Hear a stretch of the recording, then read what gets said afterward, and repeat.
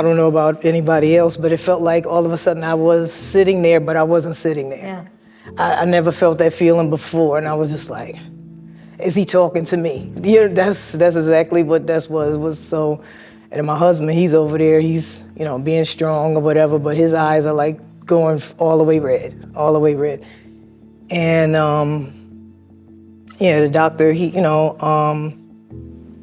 explained that he wants, to take these steps and that, I'm gonna need surgery, and he said, I'll come back in a few minutes, because I guess he just wanted us to kind of just take it, And I knew from that moment that life before I walked in that office was not that life again.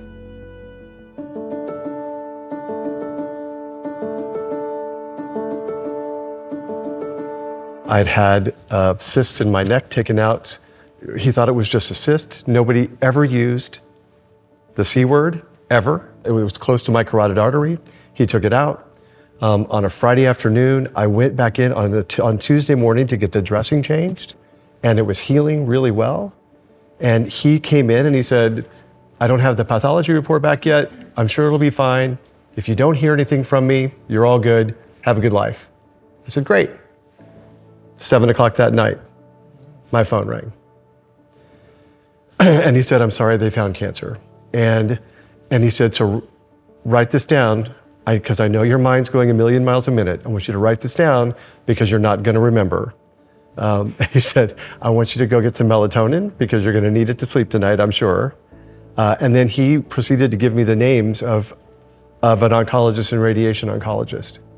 I got off the call and I went outside of my balcony and I took a picture because I wanted to remember the minute my life changed. And I look at that picture every once in a while to remind me of how far we've all come.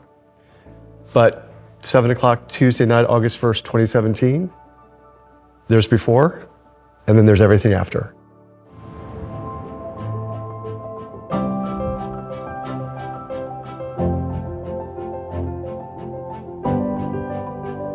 But I remember very clearly sitting in the ENT's office the week before the surgery, and they kept bringing out all these binders, and they were binders with pictures of arms because they were gonna take a flap of his arm, and these terrible looking pictures. And then they started talking about how he's gonna need physical therapy to get his arm to start working again, and physical therapy to get his neck to start working again, and he was gonna need speech therapy to start learning how to swallow again and how to talk again. And it was this moment of like, oh, this is bigger than this is a lot. And I actually left that meeting, called my boss and was like, I need a leave of absence. Like, he's gonna need to learn how to relearn how to walk or talk and eat. Like, but that's gonna take like all hands on deck to be able to do that.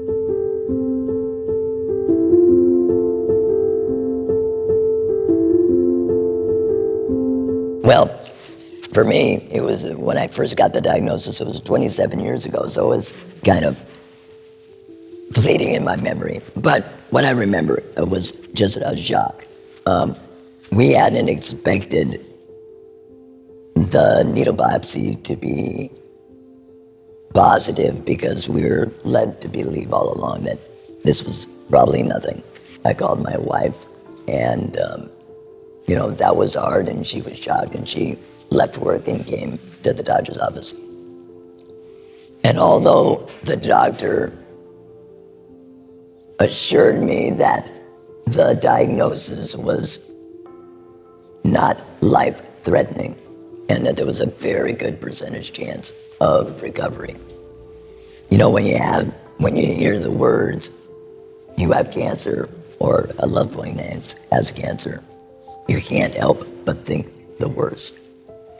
I remember driving home from the hospital, and as I was driving,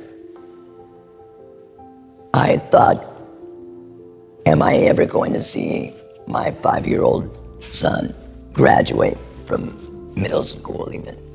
Am I going to see my 8-year-old daughter graduate from middle school?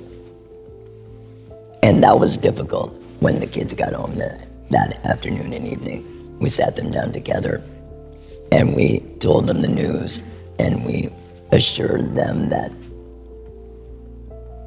this diagnosis does not mean Dad's gonna die, and that he's gonna be with you a long time. And there'll be a rough period when he's being treated, but everything in the long run is gonna be okay.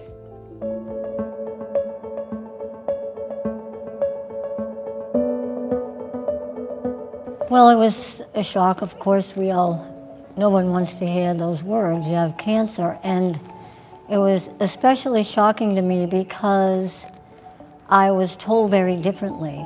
I was just, it was it was like, you told me it was fine. And now you're telling me this while I'm all here by myself. And then after he left, I remember laying there alone in this room thinking, like my whole life just started flashing by. And I know that sounds pretty cliche, but it did. And it was a ride. And I always say to doctors or people, like, make sure you have somebody with you when you're getting any kind of answer to some questions about your health, no matter what.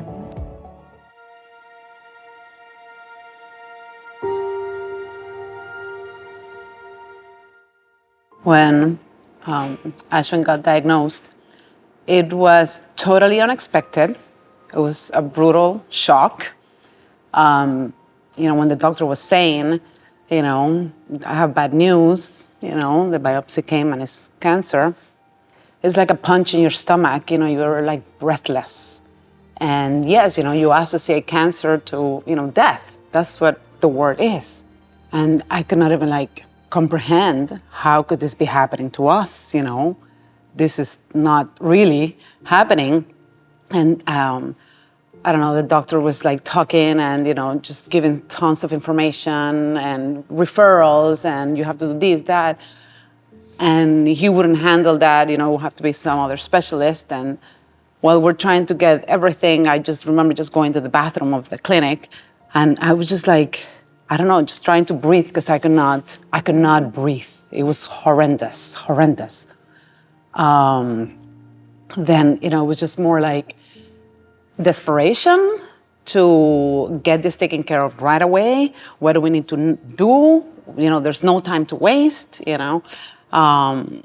So it was just kind of set the action or the plan in motion.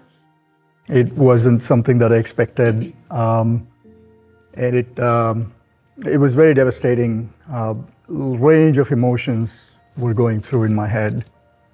And multitude of things. But there are people who are living around me, who are looking up to me, what's gonna happen to them? That was a biggest sort of a thought in my head. And the pain and suffering I'm gonna cause to them as a result of me going away, that void that I'm gonna create, was one of the bigger things, that was hitting my head a lot, more than probably anything else.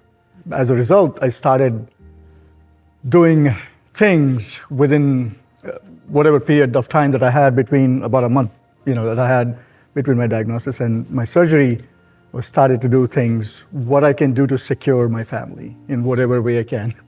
So, including putting the alarm system in the house. Things like that, trivial things like that, right? But I felt that was my way of securing my family.